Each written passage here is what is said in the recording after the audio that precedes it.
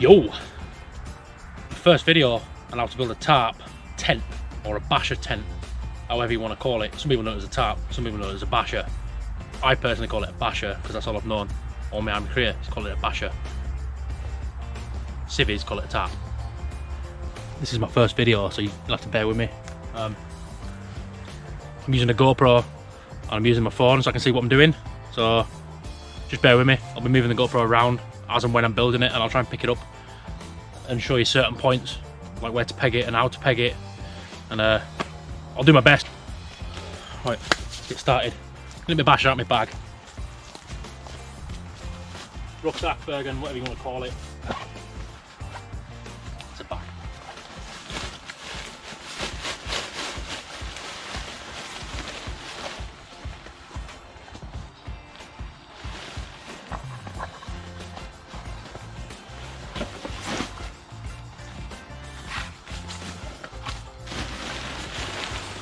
Mine's folded away in a very unfashionably manner.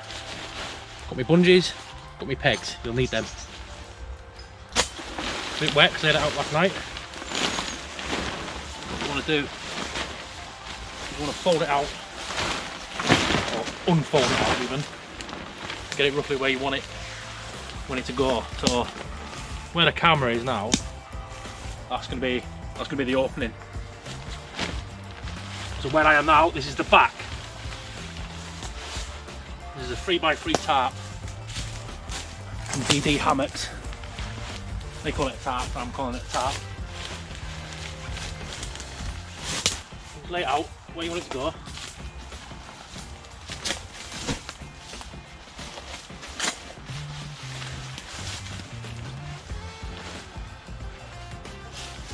That's roughly it. That's where you want it to go. I'll pick the flat ground.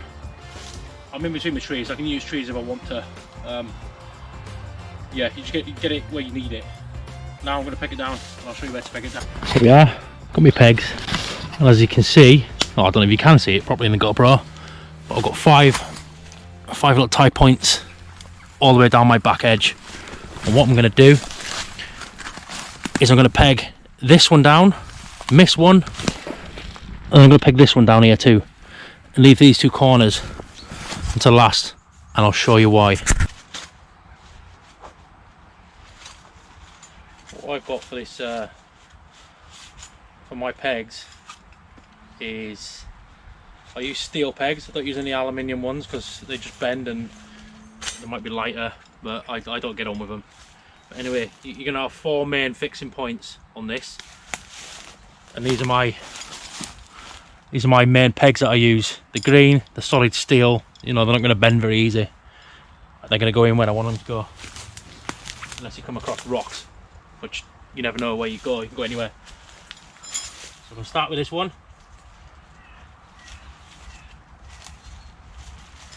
The ground's fairly soft, so fair play. So get your one peg in where you want it to go.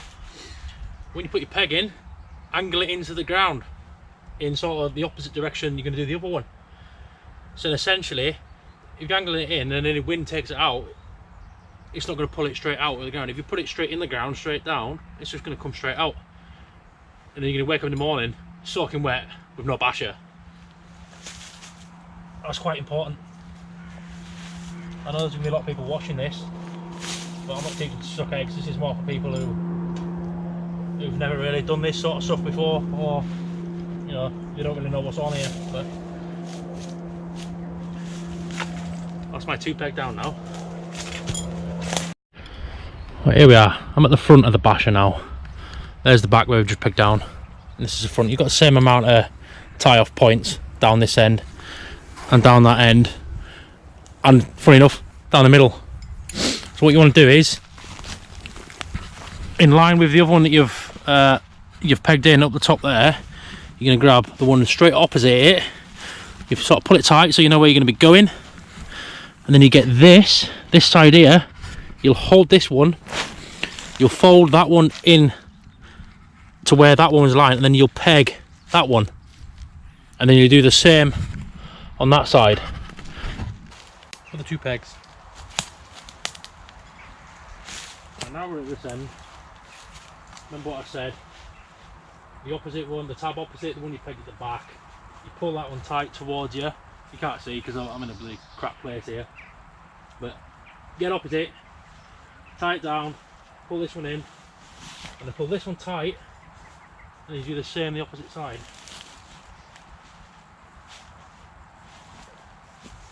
Like so.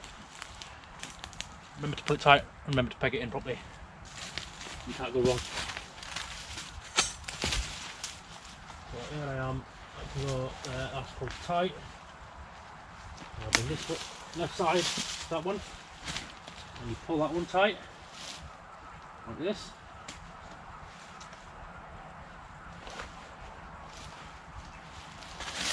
Sometimes I have to give it a kick, just because of the ground, or if you've got a little hammer or an axe, give it a bash. And you'll end up with something looking similar to this, like that. Yeah? Comprende? The next thing you need to do is either use a tree, so you need some string, or some guy line, whatever you've got with your basher or whatever you want to use. I use a bungee. Got my bungees, and you need either a walking pole. The reason why you can use a walking pole is because it can extend quite high off the ground, see? Which is ideal for this setup. Or any other type of adjustable pole, or like basher pole, something like that. So that's the next bit we use. That bit will be on the ground, and the soft bit will be at the top, underneath the basher, underneath one of the points. It's reinforced underneath, so don't worry about it puncturing anything, and it can't puncture anyway because it's nice and soft on the end. So you get this, get a bungee ready, like so, bungee cord, about a metre long. That's all you really need, you don't need any more than that. And another one of these fine metal pegs. That's what we want to do. Just want to get this out to about yay height. It's about 1.1 metres high ish. You want to get it, because it's adjustable, you get it roughly and then you get it in there.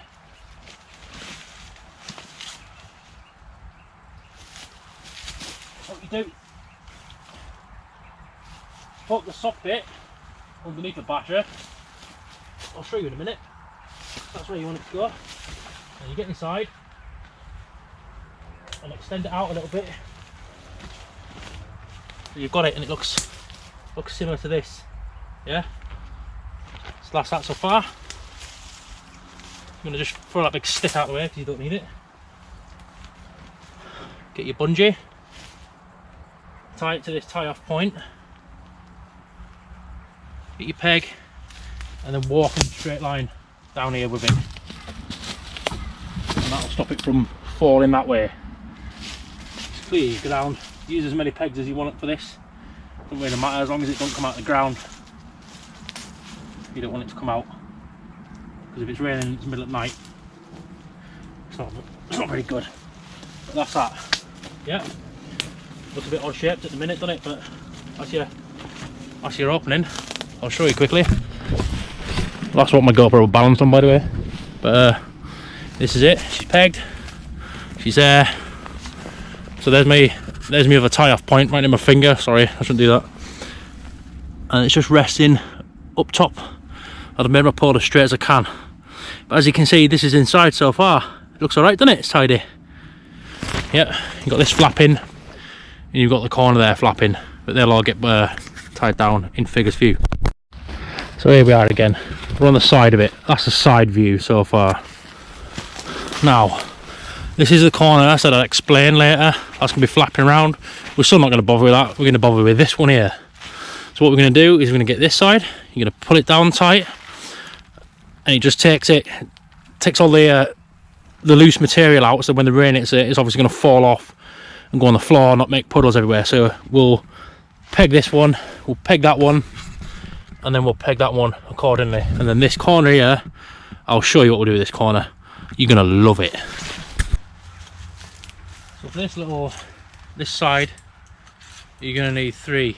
So just make sure you've got 3 for the other side as well, funny enough. what I'm going to do is I'm going to pull this middle one. I'm going to pull the middle one out where I want it to go, which is back there. Get that one in. And then I'm going to do the left or the right one. It doesn't really matter with this, but you pull the middle one out, it sort of evens it all out. And then when you pull and peg this, you know you've got it somewhat near. That's that one.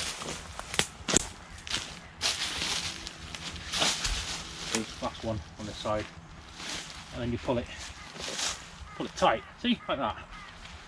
Move the crap out of the way. There we go again. See, like that. Remember, angle your peg in the ground, and that's it. And this is the little funky bit you're going to do with the corner. Just going to fold it in. That's it. Like this. See, it's all nice and neat and tidy. I'm not going to show you on the other side because it's exactly the same as this. You're just going to repeat the process, but on that side.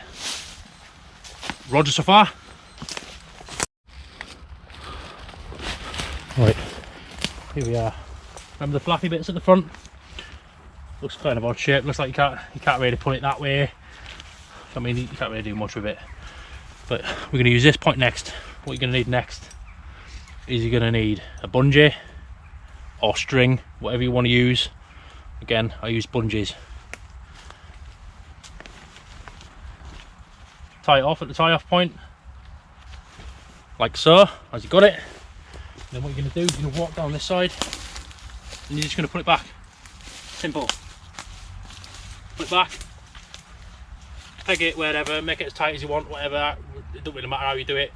I just do mine at that sort of angle there, like that. If you're really savvy, you could pull it back. You could take this peg out for this back one and you could reuse that same peg twice, so you're not using multiple pegs. But for this, I'm just going to peg it here. Doesn't really matter, but that's how that goes, like so. Get another peg, have a little bungee, come around this side, do the same again, repeat the process. Grab it, pull it, wherever your bungee wants to take you. Mine wants to take me right over here for some reason. Right, and that's that. That's that in. That's your doorway. Nice and tidy. You got a little amount of space to get in there, so you know you got loads of protection from the elements. I'll give you a little walk around in a minute. Yeah. And you have a look inside this little place. Look at all the space there. You fit 2 people in there, easy. See, straight out. And at the back here, which I'm not going to do, it's optional. If you want to do it, you don't have to. But the other little peg, the other little reinforced point there, you can get a smaller pole, or you can use 2 walking poles, and you can have it on your minimum setting. And what you do is you can put it under there, just to take it up a little bit and gain some more height. It's all personal preference, it doesn't really matter. But here's the inside of your corners. Look, I like talking about these corners. Right, but there it is, look, see? That's the little special corner. You can peg it down if you want. You've got a little admin space. It's up to you. Same on that side. And then when it's wet weather like this, I've got a little ground sheet that just fits inside there nicely. This is it. Battery's nearly going to die on the GoPro. But as a whole, that is one tarp tent right there. I'm going to come around this massive tree right in the way. Show you from this side. Just mind the professional tripod. Move it out of the way. It's not even made for a GoPro or whatever. And that's it there. Got a lot of height. From around this side, just walking past my Osprey bag. Yes, best one ever. That's it from the back. These tie-off points, if you're near trees or wherever, for instance this one here, you can always tie that one with a piece of string. But I could do it, I could tie it to this tree here, it doesn't really matter. But you can tie a piece of string to that, and you can also pull it up again rather than using the pole on the inside. Again, personal preference. The same with the one in the middle, this one here. Inside, I use my my walking pole. I don't use it for walking, I just got it for setting this up. But if you don't want to use that, you don't have to use that. if you've got trees nearby, wherever you are, you can just run a string line all the way across there, and then another one just to tie there, just to pull it up. But that's the point. You can pull it up, you can use string, you can use poles, however you want. But this is an ordinary 3 metre by 3 metre tarp. It's a little bit smaller than the British Army issued ones, which is, what's it, I forgot now, I think it's like something like 2.5 by 2.1 metres, more rectangular shape. But if you make that with your army basher, you're going to have smaller space, which is ideal, because you don't want to share with people anyway, do you? You want to be on your own, especially if you're going non-tack and you want to throw a basher up. Never mind the ordinary way. This way is amazing. That's it. That was my first video.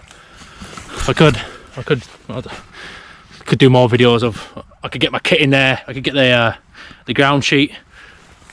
Get me fucking roll mat out. Get me sleeping bag out. I could do all that. It don't matter.